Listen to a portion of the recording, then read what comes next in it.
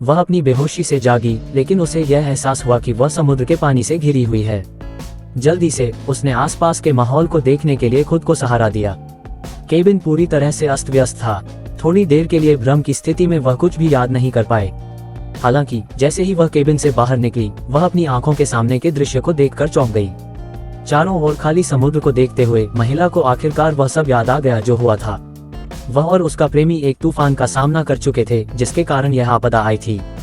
तुरंत उसने अपने प्रेमी से बंधी सुरक्षा रस्सी को खींचा, लेकिन दूसरा छोर खाली पाया और क्षेत्र को स्कैन करना शुरू कर दिया।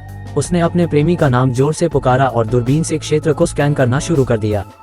उसे आश्चर्य हुआ, उसने दूर किसी को देखा। वह बहुत खुश हुई और अपने प्रेमी को वापस लाने के लिए जल्दी से नाव को चालू करने के लिए पतवार पर गई। लेकिन तूफान से हुए नुकसान के कारण नाव के इंजन ने बहुत पहले ही अपनी शक्ति खो दी थी।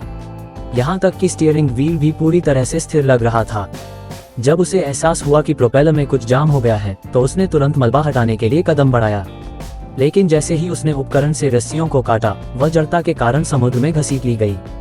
घबराई हुई महिला ने बहुत संघर्ष किया, लेकिन ऊपर के कैनवास ने उसका रास्ता रोक दिया।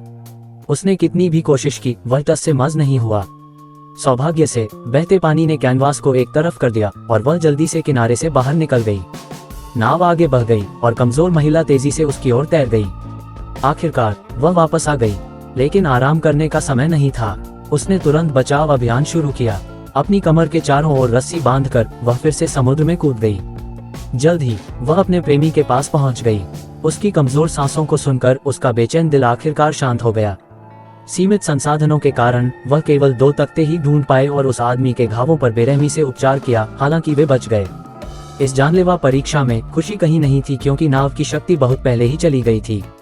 अब हवा के साथ बेतरतीब ढंग से बहते हुए उनका जीवन पूरी तरह से उनके नियंत्रण से बाहर था।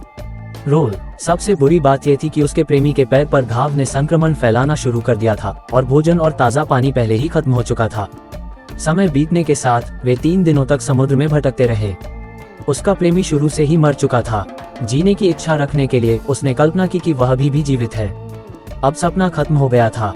इस समय वह जीवित रहने के लिए केवल खुद पर ही भरोसा कर सकती थी। बिना भोजन के वह समुद्र में मछली पकड़ने चली गई। इतने लंबे समय से कुछ न खाने वाले के लिए मछली के कच्चे टुकड़ों का स्वाद स्वर्ग जैसा था। 41 दिन बीत चुके थे। वह केवल अपनी इच्छा शक्ति के बल पर जीवित रही, डेक पर लाश की तरह बैठी रही। अचानक एक सीगल नाव पर उतरा, जो दर्शाता था कि जमीन पास में है। उसने दूरबीन उठाई। निश्चित रूप से जमीन का एक टुकड़ा बहुत दूर नहीं दिखाई दिया। हाँ, वह अंततः बच गई, अपनी अदम्य दृढ़ता से बच गई।